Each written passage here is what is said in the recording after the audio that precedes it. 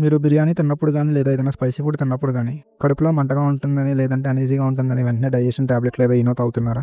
అయితే ఈ వీడియో మీకోసమే. రండి చూద్దాం.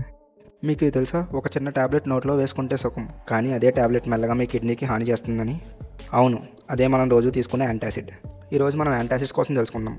యాంటాసిడ్స్ అంటే ఏంటి, ఇవి మనం ఎప్పుడు యూజ్ చేస్తాము, ఎప్పుడు యూజ్ చేయకూడదు, దీనివల్ల వచ్చే లాభాలు ఏంటి, దీనివల్ల వచ్చే నష్టాలు ఏంటో తెలుసుకుందాం. యాంటాసిడ్స్ అంటే మన కడుపులో ఎక్కువగా తయారయ్యే హైడ్రోక్లోరిక్ యాసిడ్ని న్యూట్రలైజ్ చేయడానికి ఉపయోగపడతాయి. ఇది మన కడుపులో ప్రొడ్యూస్ అయ్యే హెచ్సిఎల్ని తగ్గించి heart burn, chest burn, gastric pain నుంచి తాత్కాలిక రిలీఫ్ ఇస్తుంది. వీడేంటి యాంటాసిడ్స్ అని ఏదో టాబ్లెట్స్ కోసం చెప్తున్నాను అనుకుంటున్నారా? యాంటాసిడ్స్ అంటే మనం ఎప్పుడైనా బిర్యానీ కానీ, స్పైసీ ఫుడ్ కానీ తిన్నప్పుడు కడుపులో కానీ, ఛాతీలో కానీ మంట వచ్చినప్పుడు మనం ఇమీడియట్గా ఏదైనా డైజెషన్ టాబ్లెట్ వేసుకుంటాం కదా మంట తగ్గించడానికి, దాన్నే యాంటాసిడ్స్ అంటాము. యాంటాసిడ్స్ ఎప్పుడు వాడాలి, ఎప్పుడు వాడకూడదో తెలుసుకుందాం. ఇది మీల్ తర్వాత లేదా ఎసిడిటీ వచ్చినప్పుడు మాత్రమే వాడాలి. ఇది కడుపులో ఏమీ లేనప్పుడు మాత్రం అస్సలు వాడకూడదు. అంటే ఎంప్టీ స్టమక్తో అస్సలు వాడకూడదు. ఇది ఇన్స్టెంట్గా రిలీఫ్ ఇస్తుంది కానీ టెంపరీ రిలీఫ్ మాత్రమే. యాంటాసిడ్స్ ఎప్పుడు వాడకూడదో తెలుసుకుందాం.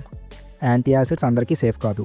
ఎవరికైతే కిడ్నీ ప్రాబ్లమ్స్ ఉన్నాయో, లేదా హార్ట్ ప్రాబ్లమ్స్ ఉన్నాయో, ఇంకా ప్రెగ్నెంట్ లేడీస్ యాంటాసిడ్స్ వాడే ముందు తప్పకుండా డాక్టర్ అడ్వైస్ అనేది తీసుకోవాలి.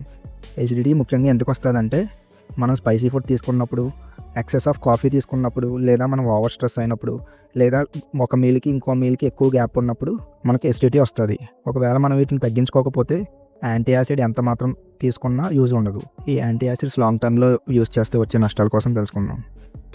యాంటాసిడ్స్ లాంగ్ టర్మ్లో యూజ్ చేస్తే విటమిన్ B12 డెఫిషియన్సీ అనేది వస్తుంది. దీంతోపాటు కాల్షియం ఇంబ్యాలెన్స్ అండ్ ఇంకా కిడ్నీ ఇష్యూస్ కూడా వచ్చే ఛాన్సెస్ ఉన్నాయి.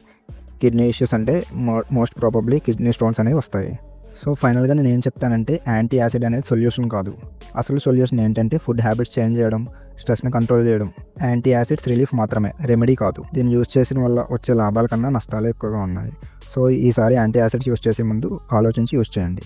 మీరు ఈ టాపిక్ నచ్చినట్లయితే లైక్ చేయండి, సబ్స్క్రైబ్ చేయండి, షేర్ చేయండి. ఇలాంటి మరిన్ని విషయాల కోసం కామెంట్ చేయండి. Thank you.